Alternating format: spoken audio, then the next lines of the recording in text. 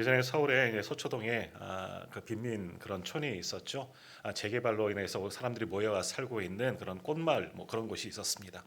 비닐로 움막 같은 것을 지어서 아주 옹기종기 모여 살고 있는 그런 동네가 있었습니다.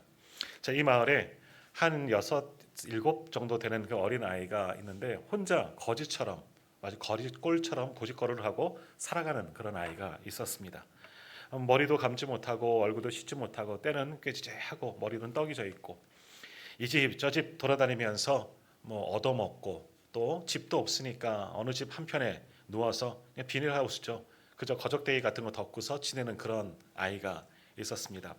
어느 날 한 부유한 아주머니가 그 길을 이제 지나가다가 그 아이를 유심히 바라보게 됩니다. 보니까 정말 이제 거지 같은 아이죠. 아마 집이 없어 보이는 아이 같았습니다. 그래서 그 아이에게 찾아가서 너 어떻게 사니? 너희 집은 어디니? 뭐 사연을 물어보니까 집이 없어요. 그리고 계모가 새엄마가 들어와서 얼마나 구박이 심한지 집에서 도저히 살 수가 없어서 집을 뛰쳐나왔다고. 6살부터 이렇게 혼자서 거리에서 살게 되었다. 여기까지 오게 되었다. 이제 그런 이야기를 하게 되었습니다. 그래서 먹고 살려고 어린 아이가 낮에는 이제 그 공사장을 다니면서 밥을 또 얻어먹고 이 집 저 집 다니면서 또 구걸하면서 살았고 집이 없으니까 그냥 밤에는 거적대 쓰고 이슬 피할 수 있는 아무 곳에나 가서 누워서 이제 살아서 여기까지 온 겁니다. 한 1년여를 이렇게 살아온 아이입니다. 그러니까 너무나 불쌍한 거예요. 그래서 돕고 싶은 마음이 있어서 그 아이를 데려갔습니다. 집에 가서 잘 씻기고 또 뭐 더부룩한 그 덥수룩한 그 머리도 이발소에 가서 깨끗하게 잘라주고 또 집에 와 보니까 새 옷 갈아입히고 와 보니까 너무나 이쁜 아이예요. 그래서 그 아이를 양자 삼아서 집에서 이제 키우기로 했습니다. 이 아이도 감사하죠. 이제 집에 들어가지도 못하는데 왜 낯선 아주머니가 자기를 데려다가 씻겨주고 입혀주고 먹여주고 또 아들처럼 여겨주니까 너무너무 이제 감사한 거죠. 감사하는 마음으로 이제 그 집에서 이제 살아가게 되는데 자 어느 날 이 아주머니가 자다가 이제 잠에 깨어서 그 아이가 잘 자나 이렇게 방문을 쑥 열어봤는데 아이가 보이지 않는 겁니다. 이 아이가 어디 갔나? 물 불편한 게 있나? 집을 나간 줄 알고 막 방 여기저기를 다니면서 집안 곳곳을 뒤져봤는데 아이가 보이지 않는 거예요. 그래서 집을 나간 줄 알고 찾으러 나가려고 하는데 현관에 갔더니 뭔가 보여요. 보니까 그 아이인 거예요. 그 아이가 현관 신발이 있는 그곳에서 그냥 누워서 거기서 잠을 자는 겁니다. 그래서 그 아이를 막 흔들어 깨워서 너 왜 여기서 자고 있니? 방에 가서 자지 않고 뭐가 불편하니? 왜 이러고 있니? 이제 물어봤더니 아이가 그렇게 이야기합니다. 저는요 침대보다 여기가 더 편해요. 그러니까 이 아이가 이 집에 들어온 이후부터 침대에서 못 자는 거예요. 그리고 다시 밤마다 몰래 나와서 그 현관에 들어가 자다가 새벽에는 깨서 자기 방에 들어가고 그렇게 한 겁니다. 밤에 이 아주머니가 깼다가 그걸 바라본 거죠. 그러니까 한국판 왕자와 거지 이야기라고 합니다. 한켠에 신문에 올라가는 이야기인데 자, 이 이야기는 무엇을 이야기합니까? 자기의 정체성, 내 신분이 바뀌었지만 내 상황이 바뀌었지만 여전히 내 삶은 변화되지 못하고 옛 모습에 매어져 있는 그 모습을 이야기하는 거죠. 자기의 신분이 자기의 상황이 바뀌면 나의 정체성도 바뀌어져야 되는데 내 정체성을 깨닫지 못하고 예전의 그 모습이 편한 겁니다. 과거에 매여져 있는 것이 그 습관이 편해서 그렇게 살아가고 있었다 하는 그런 이야기가 바로 이 아이의 이야기입니다. 자, 이거는 오늘 우리에게도 귀한 교훈을 줍니다. 오늘 우리도 우리의 신분이 바뀌었습니다. 죄 가운데 살아가던 죄인의 모습이지만 예수 그리스도의 은혜로 구원을 받고 의롭다. 우리가 지난주 수요일 날 말씀을 보았죠. 의롭게 되었는데 우리는 의인처럼 살아가고 있느냐? 오늘 예배하는 우리의 정체성은 무엇인지 오늘 말씀을 통해서 한번 깊이 고민하는 그런 시간이 되기를 소망합니다. 자, 오늘 본문의 말씀 우리가 잘 아는 말씀이죠. 특별히 우리 17절 말씀 한번 같이 읽어보겠습니다. 17절 말씀 같이 읽겠습니다. 그런즉 누구든지 그리스도 안에 있으면 새로운 피조물이라 이전 것은 지나갔으니 보라 새 것이 되었도다. 아멘. 이 말씀은 우리 많은 분들이 또 암송하고 있는 그런 말씀이죠. 우리는 새 피조물이 되었다는 겁니다. 그리스도 안에 있으면 내 공로가 아니고 예수 그리스도 때문에 우리는 새로운 피조물이 되었다. 보라 새 것이 되었도다. 이것은 선포하는 건 아니겠습니까? 내가 이렇게 되었다. 선언하는 겁니다. 그러나 오늘 이 고백이 사도 바울의 고백만이 아니라 오늘 우리들의 고백이 되어져야 하는데 나는 새 것이 되었느냐? 한번 생각해 봐야 한다는 거죠. 새 사람, 새 은혜를 받고 새 것이 되었는데, 새로운 피조물이 되었는데도 불구하고 여전히 그 이전, 주님을 만나기 이전의 모습으로, 죄인 되는 모습으로 그것이 내 정체인 줄 알고 그렇게 살아가고 있지는 않느냐 하는 것이지요. 자, 오늘 이 고백을 하고 있는 사도 바울은요, 예수 그리스도를 만난 이후로 나는 변화되었다, 이와 같이 고백하고 있는 겁니다. 예수님을 만나기 이전, 예수님을 몰랐을 때에는 나는 육신에 매어서 내 마음대로 그것이 죄인인 줄 모르고 살아왔지만, 주님을 만난 이후로, 주님의 구원의 은총을 받은 이후로는 내 삶이 완전히 변화하였다, 새로운 피조물이 되었다, 보라 내가 새 사람이 되었다, 이렇게 선포하고 있습니다. 자, 16절 말씀도 한번 보십시오. 16절도 우리 한번 같이 읽겠습니다. 그러므로 우리가 이제부터는 어떤 사람도 육신을 따라 알지 아니하노라. 비록 우리가 그리스도도 육신을 따라 알았으나 이제부터는 그같이 알지 아니하노라. 아멘. 자, 사도 바울도 이전에는 육체를 따라 살았다는 겁니다. 육체대로, 육신대로, 뭐예요? 세상 가운데 세상적인 관점으로 내가 더 중요하고 내가 살아온 방식대로, 그것이 죄인의 길인 줄 알지 못하고 그렇게 살아왔었다는 거예요. 그것이 사도 바울의 이전의 모습이라는 거죠. 다메섹 도상에서 예수 그리스도를 만나기 이전에는 나도 그렇게 살았었다는 겁니다. 육신대로, 내 몸이 원하는 대로 세상의 유익과 유혹을 따라서 그렇게 살아왔었다는 거지요. 그러나 이제는 그것이 바뀌었다는 겁니다. 그리스도로 거듭나게 되었다는 거죠. 그리스도를 예수를 이전에도 알았어요. 그러나 잘못 알고 있었기 때문에 예수도 핍박하고 믿는 자도 핍박하게 되었다는 겁니다. 그러나 예수님을 만난 이후로 내 삶이 바뀌었어요. 내 눈, 내 보는 시선, 관점이 모두 다 바뀌게 되었다는 겁니다. 이제는 육신대로 살지 아니하고 그리스도의 매인자가 되어서 새 삶을 살게 되었다, 이와 같이 고백합니다. 그래서 예수를 핍박하던 자가 예수를 위하여 핍박받는 자가 되었습니다. 사망과 저주에 매여서 살던 자가 이제는 생명의 길을 걷고 축복의 길을 걷는 자가 되었다는 거죠.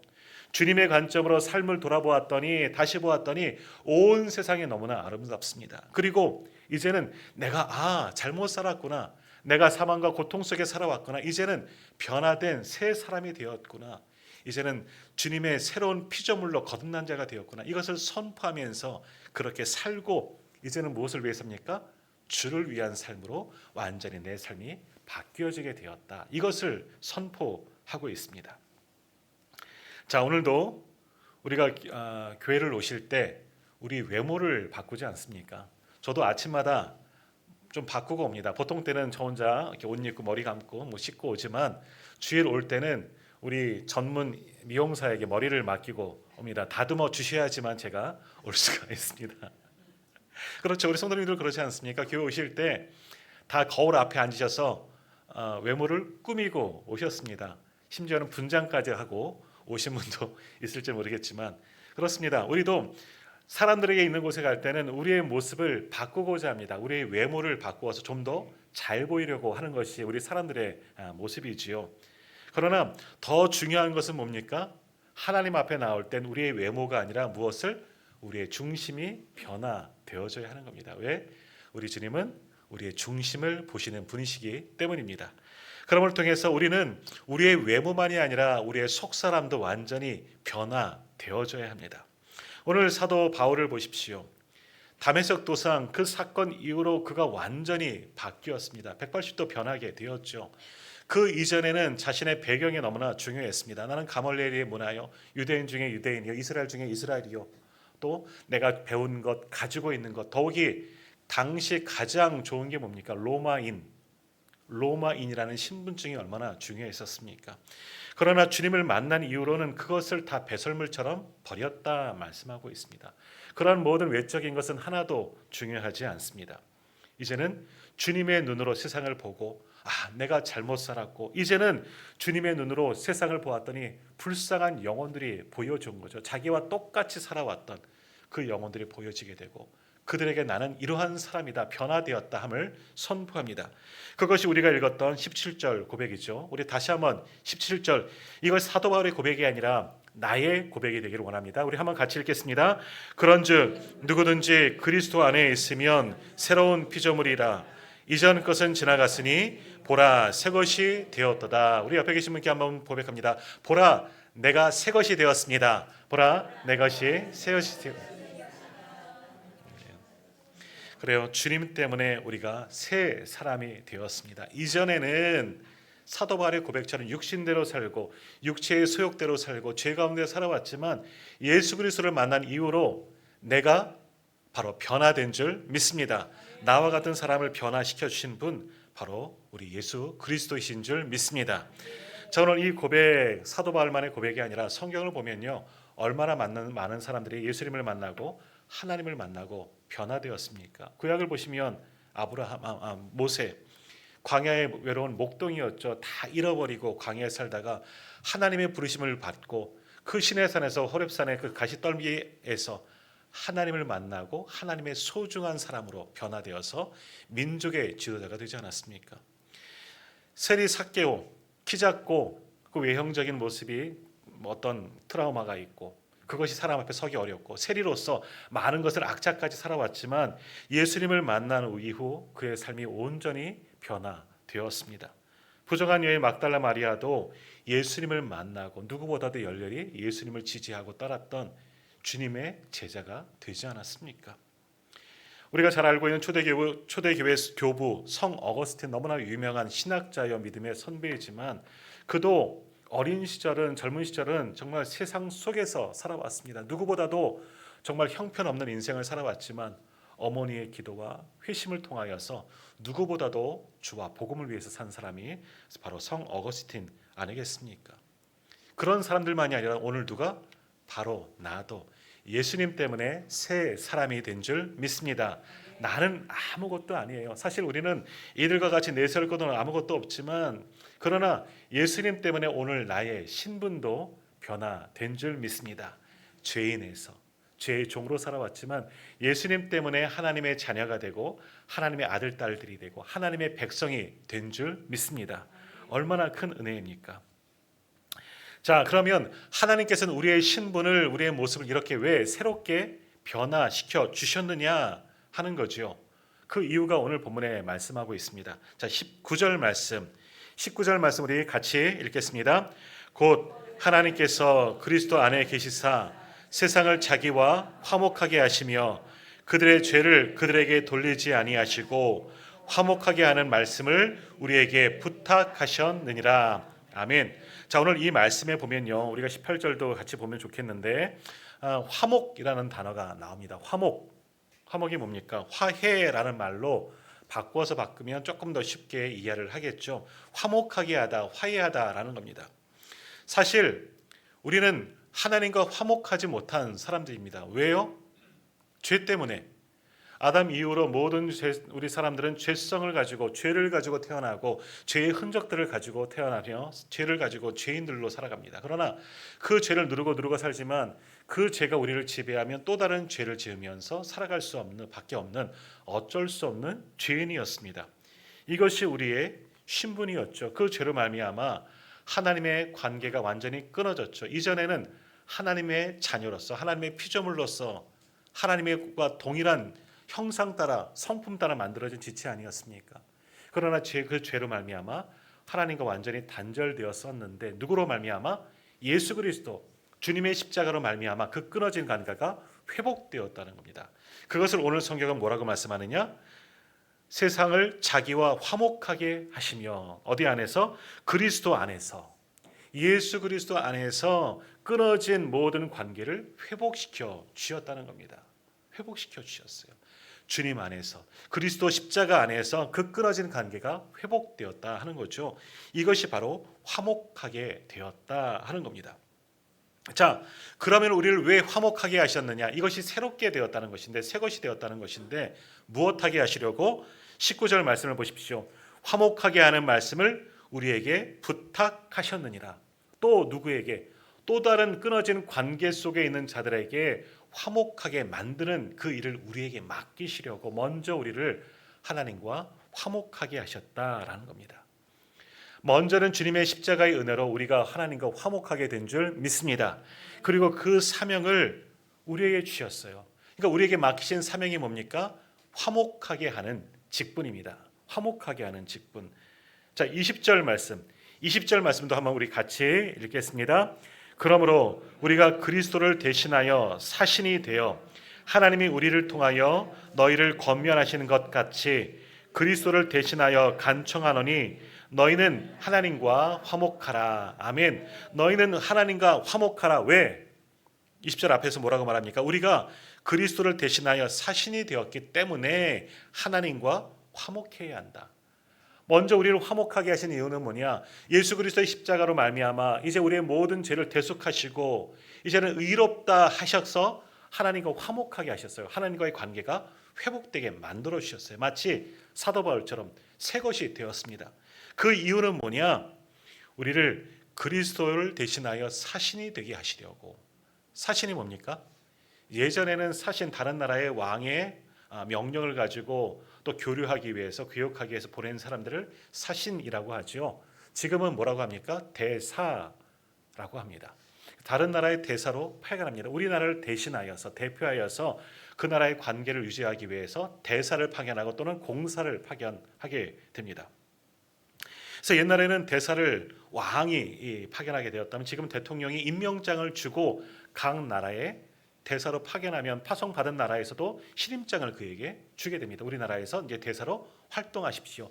당신의 나라를 대표해서 우리나라에 와서 그 나라를 위해서 일하십시오. 서로 그런 관계, 계약을 맺게 되는 거지요.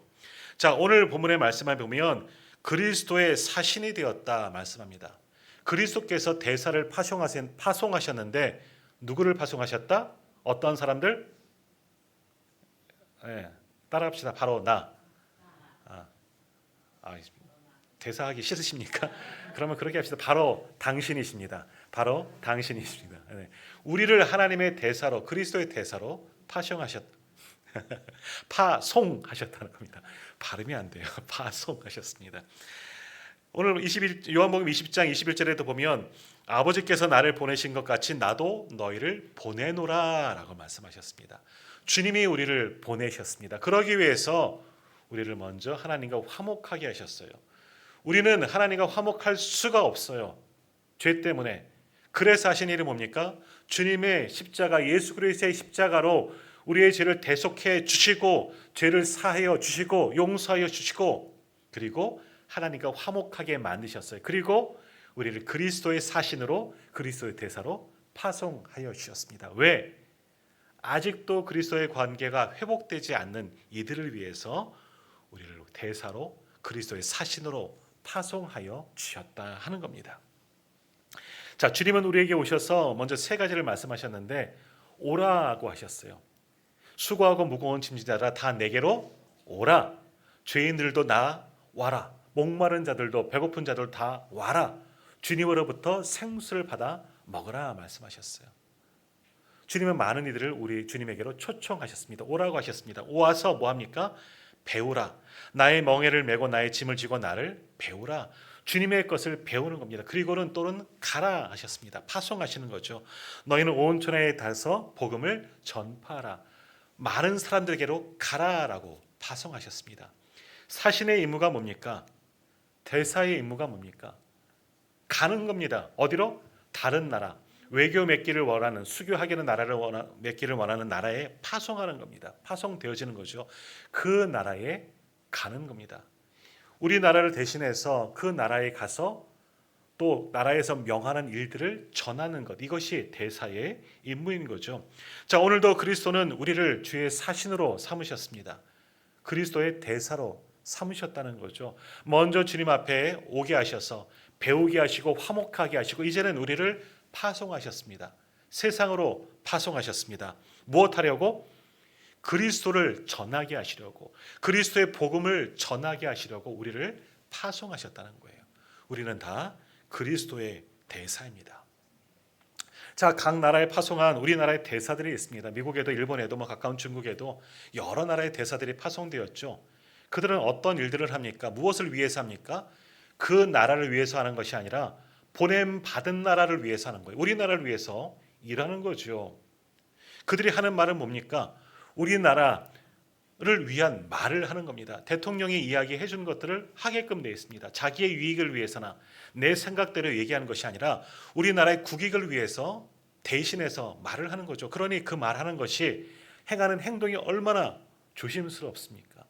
때로는 뉴스에 보면요, 우리나라 파견의 대사도 그렇지만 또 우리나라에 온 사람들 대사들 중에서도 그 뭐 대사관 직원들 가운데서도 불의한 일들을 하고 여러 가지 불법적인 일을 하기 때문에 다시 그들을 추방하는 일들도 있습니다.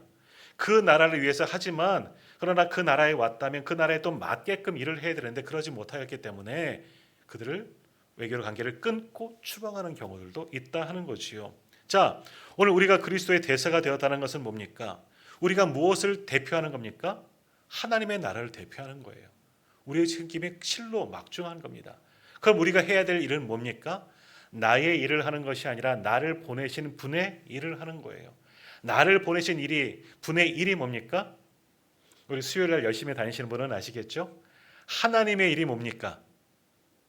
하나님 아버지의 일이 무엇입니까? 주님이 뭐라고 말씀하셨습니까? 생명을 살리는 일입니다. 하나님 아버지의 뜻은 생명을 살리는 일이에요. 예수 그리스도가 요한복음 6장에서 우리 가운데 오셔서 뭐라고 말씀하시느냐? 나를 보내신 아버지의 뜻은 생명을 살리는 거래요. 그래서 뭐라고 말씀하셨어요? 나는 생명의 떡이다 라고 말씀하셨어요. 지난주에 나를 먹고 마시지 아니하면 너희 속에 생명이 없느니라. 하나님의 일은 뭐냐? 생명을 살리는 것이 하나님의 일입니다. 그리스도가 이 땅에 오신 일이 뭐예요? 생명을 살리기 위해서 오셨어요. 예수 그리스도가 이 땅에 오셔서 십자가를 지신 이유가 뭡니까? 못하러? 생명을 살리기 위해서. 너무 어렵죠? 나를 살리기 위해서 오셨어요. 내게 생명을 주시기 위해서 오셨다는 거예요.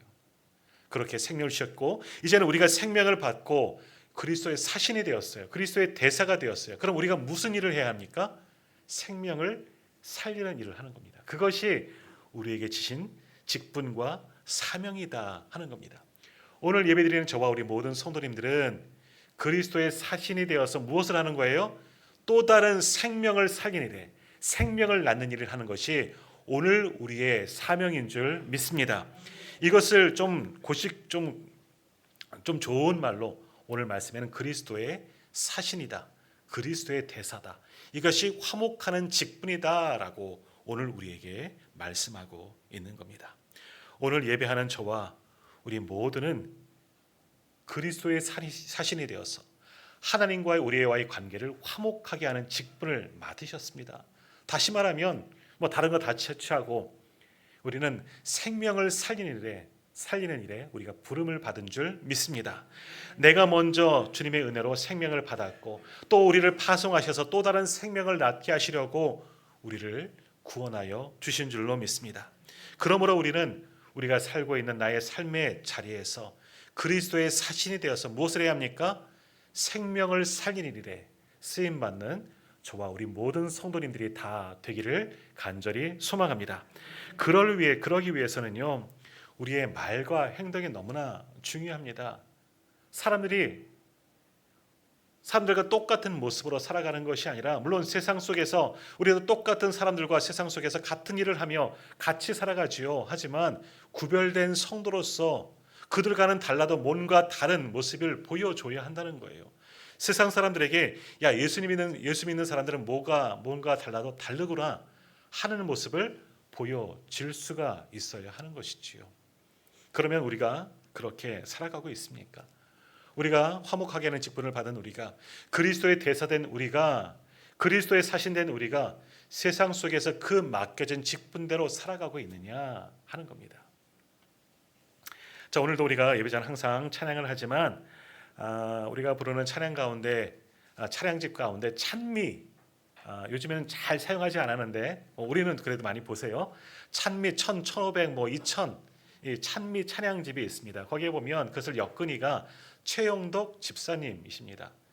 그리고 이분도요, 작곡 작사를 많이 하신 분입니다. 은혜로운 찬양을 많이 하시는 분인데, 그래서 이분은 악보만 만드는 것이 아니라, 곡을 쓰는 것만이 아니라, 또 지금은 이제 활동을 그렇게 하지는 않으시지만 예전에는 많은 교회를 다니면서 또 찬양 집회도 인도하셨던 그런 일들도 같이 했습니다. 찬미 찬양팀이 여러 곳을 다니면서 찬양 예배도 또 그렇게 인도했습니다. 너무나 귀한 일들을 했지요. 자, 한 분은 이분의 고백이 이런 이야기를 했다고 합니다. 한 분은 같이 사역하던 후배와 사소한 일로 심하게 싸웠다는 겁니다.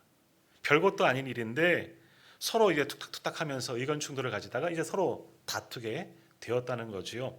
이제 그 일로 너무나 마음이 아파왔는데 이제 화해를 해야 되는데 화해하기가 싫은 겁니다. 아니, 화해하기가 부끄러운 겁니다.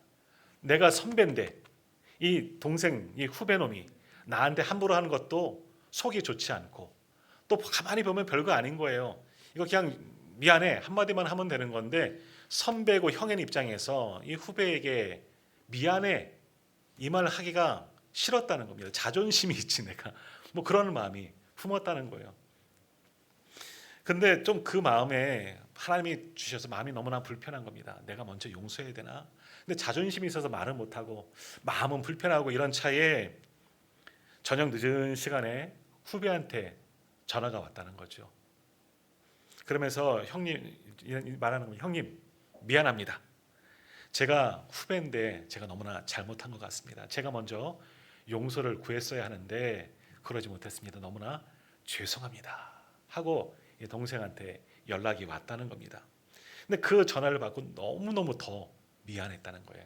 형이 돼갖고 선배가 돼갖고 이 동생보다도 못하니 자기가 너무나 이 죄책감이 느껴지고 후회스러웠답니다. 그런 마음으로 하나님께 회개하면서 이제 찬양을 만들었는데 그 찬양이 우리가 아마 잘 아시는 찬양이에요. 오늘 나는이라는 그런 찬양을 만들었다는 거예요. 아시죠? 내가 먼저 손 내밀지 못하고 내가 먼저 용서하지 못하고 내가 먼저 웃음 짓지 못하고 이렇게 어떻게 하고 있다고요? 머뭇거리고 있네. 이 이야기를 들으니까 이 찬양이 이해가 되는 거예요. 근데 이 찬양이 우리들의 마음 아닙니까? 때로는 우리 가운데도 뭐 성도들 가운데도 다툼이 있습니다. 때는 참는 거지요. 근데 우리도 그러잖아요. 에휴, 속이 상하고 마음도 아프지만 또 한편으로 괘씸하기도 하고 그런데 가만히 돌아서 보면 야 내가 먼저 손 내밀 걸 내가 먼저 용서할 걸 내가 먼저 용서를 빌 걸 껄껄껄 하지만 그러나 그 자존심 하나 때문에 용서하지 못하고 사과하지 못하는 그런 모습들도 우리가 볼 때가 있습니다. 오늘 최영덕 목사님 만난 이 오늘 나는 우리가 함께 나중에 한번 불러보면서 우리의 모습을 한번 돌아보십시오. 하나님께서 오늘 분명히 성경을 통해서 우리를 화목하게 하는 직분을 맡기셨다는 겁니다. 작게는 사이가 좋지 않은 사람에게도 우리가 화목하는 사람이 되어줘야 하는 거예요. 그리고 그리스도의 사신으로 삼아주셨다는 거예요. 주님의 복음을 전하는 사람으로 삼아주셨다는 거지요. 그런데 가만히 돌아보면 우리도 올해도 이제 전도 대상자를 이제 작정할 터인데 이 사람만은 내가 복음을 전하기 싫어. 난 다른 사람 다 예수 믿어도 이 사람은 싫어 하는 사람이 분명히 한 사람쯤 있을 거예요. 때로는 교회 안에서도 나 이 사람하고는 같이 신앙생활하기 싫어. 그런 사람이 있을 겁니다. 그러나 오늘 말씀을 통해서 우리가 먼저 회개해야 합니다. 하나님께서도 우리를 용서해 주시지 않으셨습니까? 우리가 뭐가 이뻐서 뭐가 잘난 구석에 있어서 당신의 아들을 십자가에 달려 죽게까지 우리를 용서하시고 사랑해 주셨다는 겁니다. 우리가 하나님께서 사랑하실 이유가 뭐 하나 있겠습니까? 뭐 이쁜 구석에 있습니까? 그럼에도 불구하고 하나님이 먼저 우리에게 손을 내밀어 주셨습니다. 우리가 하나님께 손을 내밀고 하나님 제가 잘못했습니다가 아니라 하나님께서 죄인 된 우리를 위해서 우리가 죄인 되었을 때에 이 말씀이 가슴을 칩니다. 우리가 죄인 되었을 때에 주님께서 십자가를 지셨다는 거예요. 나를 살리시려고 내 생명을 주려고 우리를 구원하시고 우리랑 화목하게 하시기 위해서 우리가 죄인 되었을 때에 우리를 위해서 다 내어 주셨다는 겁니다. 이것이 하나님의 사랑이고 예수 그리스도의 은혜입니다. 오늘 우리가 받은 생명, 오늘 우리가 받은 이 그리스도의 대사여 그 화목하게 하는 직분은요, 주님의 그 놀란 은혜 때문에 얻은 직분이요 얻은 은혜인 줄 믿습니다. 그렇다면 이제 우리가 어떻게 살아가야 합니까? 우리가 먼저 손을 내밀어야 하죠. 그동안 관계가 나빴던 이들에게도 찾아가셔서 손을 내밀고 이제는 주님 안에서 사랑하며 섬기며 화목하게 하고 더욱이 누구까지 하나님 앞으로 화목하게 만드는 일들을 하나님께서 오늘 우리에게 맡겨 주셨습니다. 이것이 바로 화목하게 하는 직분입니다. 그러나 또 한 주간 나의 삶의 자리에서 여전히 하나님과 화목하지 못한 사람들에게도 주님의 복음을 전하십시오. 또는 개인적으로도 내 마음에 통하지는 않지만 꺼리낌을 가지고 있는 이들에게도 주님의 사랑을 먼저 전하시고 그들을 주님의 품으로 인도하십시오. 그것이 바로 우리를 부르신 이유입니다. 오늘 우리를 그리스도의 사신으로 만들어 주셨습니다. 오늘 말씀의 제목이 뭡니까? 보라, 새 것이 되었도다.